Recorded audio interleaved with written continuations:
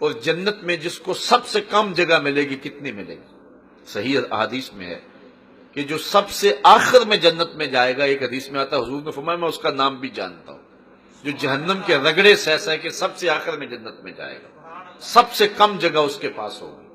اس کے پاس کتنی جگہ ہوگی؟ اس دنیا سے، یہ جو 7 بر اعظموں پر پھیلی ہوئی دنیا ہے، اس دنیا سے 10 گنا جگہ اس کے پاس ہوگی جو سب سے آخر میں جائے گا۔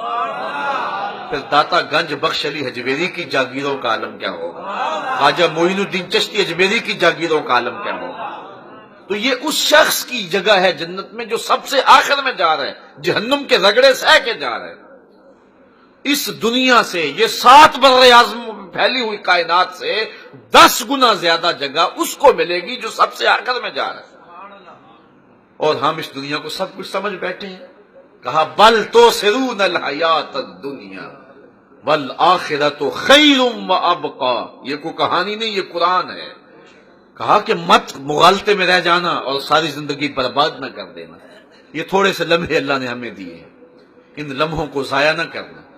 حضرت امام غزالی فرماتے ایک بزرگ تھے، وہ کہتے مجھے ان الانسان لفی خسر، بے شک انسان خسارے ہے، میں اس کی سمجھ نہیں آتی تھی۔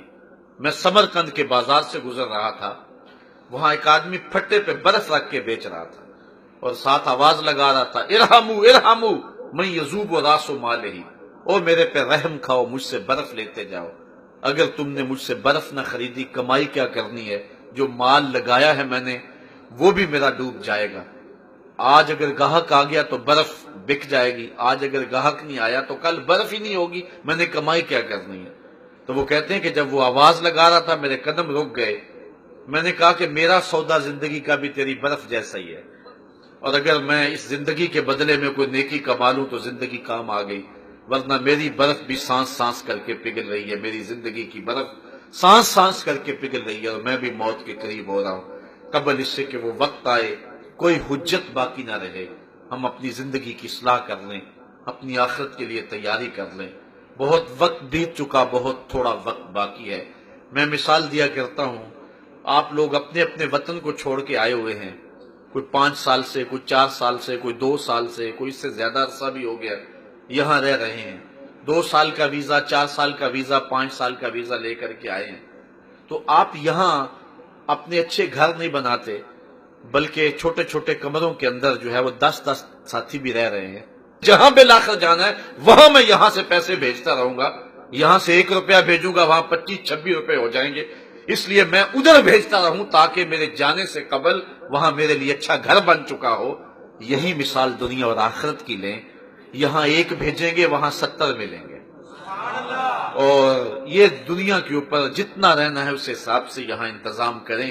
اصل زندگی ہماری آخرت کی زندگی ہے، اور رب ہمیں اس زندگی کی طرف ہی بلا رہا ہے۔ میں بل تؤثرون الحیات الدنیا والآخرۃ خیر وابقی ان ھذا لفی الصحف الاولی صحف ابراہیم و موسیٰ۔ اللہ تعالیٰ فرماتا ہے یہ جو کچھ ہم نے بیان کیا ہے یہ صرف قرآن میں نہیں ہے، حضرت ابراہیم اور حضرت موسیٰ پر جو صحیفے نازل ہوئے تھے ہم نے وہاں بھی یہ کچھ بیان کر دیا ہوا ہے۔ انسانیت کو ہم نے کبھی ہدایت سے خالی نہیں رکھا، اب ان کی مرضی کہ وہ دنیا کی بھول بھلائیوں میں کھو جائیں یا آخرت کی تیاری کر لیں۔ ہم نے ان کے سامنے بہت کچھ رکھ دیا، یہ روز اٹھتے ہوئے جنازے ہمیں کوئی پتہ دیتے ہیں، یہ پھیلے ہوئے قبرستان ہمیں کوئی پیغام دیتے ہیں، یہ روزانہ ڈوبتا ہوا سورج ہمیں کوئی پیغام دے کے جا رہا ہے، دیگر تے دن گیا محمد اوڑک نو ڈوب جانا۔ ہم نے بھی اس دنیا کو چھوڑ کر کے چلے جانا ہے، جہاں بالآخر جانا ہے وہاں کی کیا تیاری ہے، میں بھی اپنے گریبان میں جھانکوں اور آپ بھی اپنے گریبان میں اتریں اور دیکھیں کہ ہم نے اس کے لیے کیا تیاری کی ہے۔ اگر کچھ کی ہے تو مبارک ہو، اگر نہیں کی ہے تو وقت ضائع نہ کریں، ایک ایک لمحہ آخرت کے لیے صرف کر دیں۔ یہ دنیا کے معاملے دنیا کے ساتھ ہی ہیں، کاروبار رزق کے معاملے چلتے رہیں گے۔ اللہ تعالیٰ نے زمین پر چلنے رینگنے والی کوئی ایسی چیز نہیں ہے جس کا رزق اپنے ذمہ کرم پہ نہ لیا ہو۔ ہم نے کوشش کرنی ہے کہ اپنی آخرت کی تیاری کریں اور اپنے رب کی رضا جوئی کے لیے کوشاں ہوں۔ سورۃ الاعلیٰ کا یہی پیغام تھا جو آپ تک پہنچا دیا گیا۔ اللہ تعالیٰ جل شانہ ہمیں کتاب رحمت سے جڑنے کی توفیق نصیب فرمائے۔